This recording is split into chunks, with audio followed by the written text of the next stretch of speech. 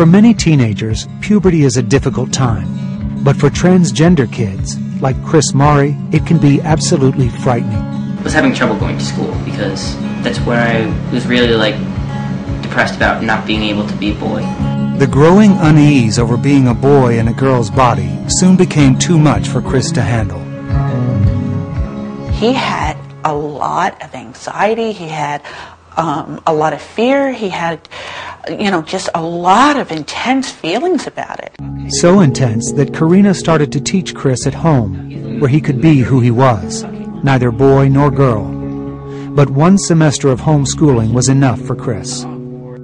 He said to me that he would rather go to school than be homeschooled, and he'd rather be dead than go to school as a girl.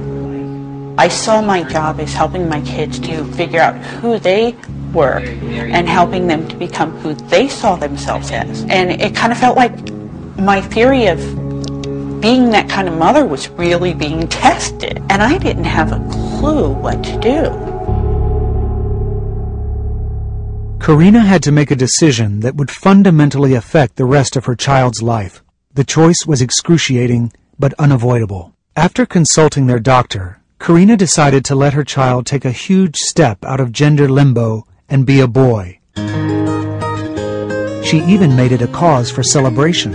On my 12th birthday, we had a transition party. So I made a cake, and half of the cake said Happy Birthday, Julia, and then the other part said Happy Transition Day, Chris.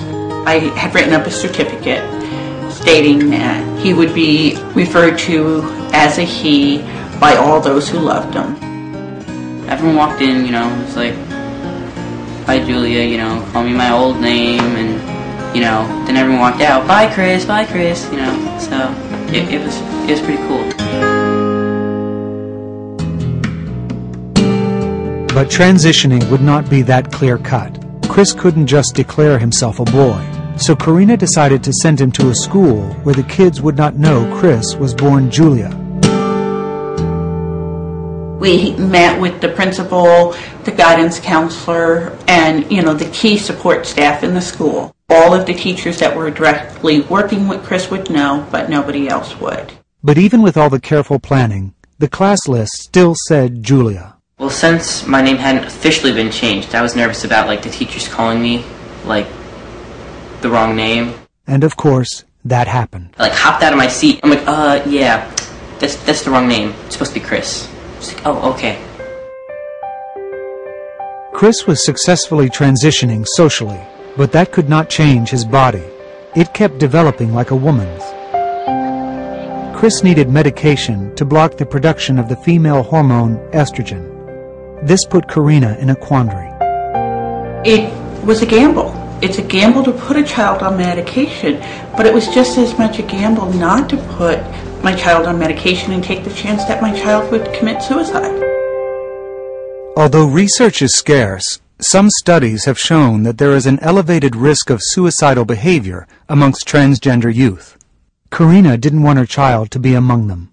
Doctors, however, are reluctant to medicate a healthy 12-year-old. But Karina focused on the benefits of the drugs, while her sister worried about the risks. The hormones really bother me. I understand the point of them, but she went to so many different doctors, and then you finally find a doctor that says, okay, we're going to do this. They're just so controversial, the drugs. Doctors were not the only obstacle. Karina's insurance wouldn't cover it because the treatment was considered experimental. We had to go through an appeals process. 6 months we're working on an appeals process.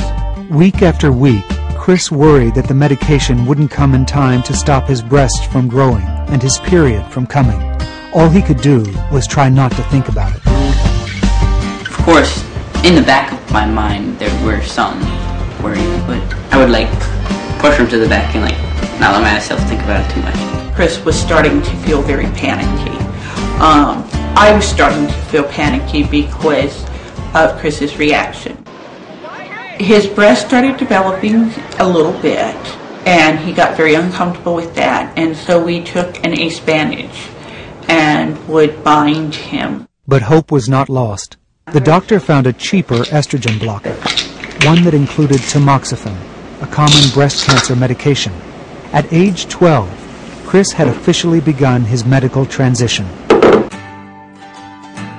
Chris's mentor, Evan Davis, was 49 before he started his physical transition to manhood. Unlike Chris, Evan grew up in shame and fear of being transgender, and it took half a lifetime to gather enough courage to make the big change. I went to a library conference, and one of the speakers was Leslie Feinberg, who is a transgender author and activist who has written books on the topic. Suddenly, for Evan, a light went on. It was a feeling maybe there is a way out of this. Maybe I don't have to live the rest of my life this way. It was kind of a feeling of elation. It was like an adrenaline rush. That's how I felt. It was a critical moment, almost half a century in the making. But it was only the beginning. Now Evan had to reveal the truth about his gender to his boss and friend, Susan Krieger.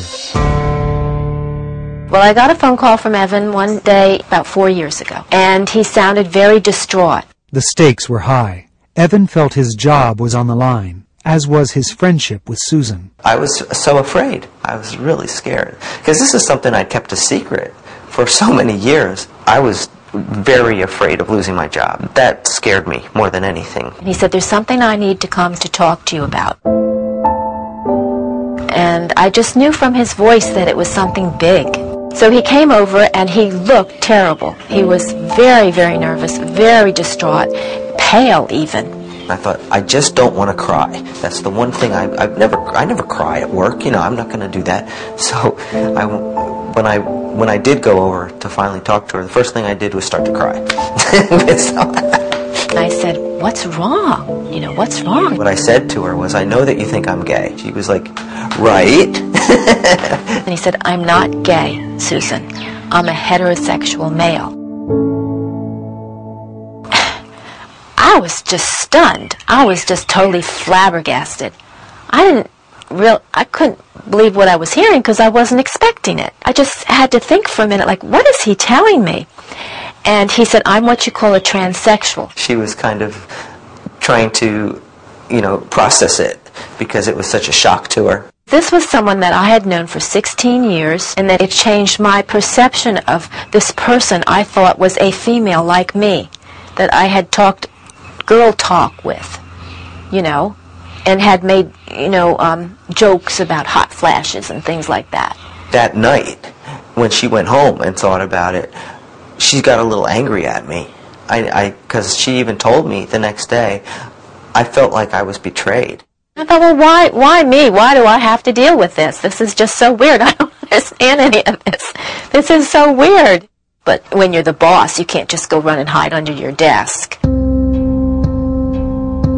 So precisely at 9 a.m. one morning, they sent out a joint announcement for the staff.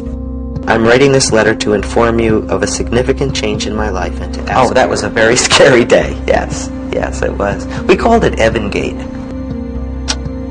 The clock ticked as Evan waited for an explosive reaction to the news. I will begin living and working full-time as a male. But no bomb ever went off. Most people, they just, hugged me, said, it's okay, no problem. I never knew, what you were going through all those years. It was nice. With Susan's help, Evan became the library's newest male employee, and now things couldn't go fast enough. Only 2 months later, Evan was happy to have surgery to remove his breasts.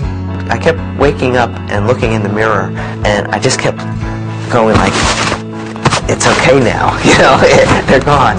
It was such a relief.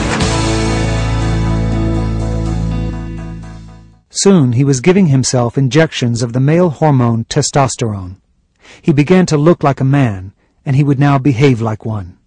It was a whole new life, the one he had always wanted.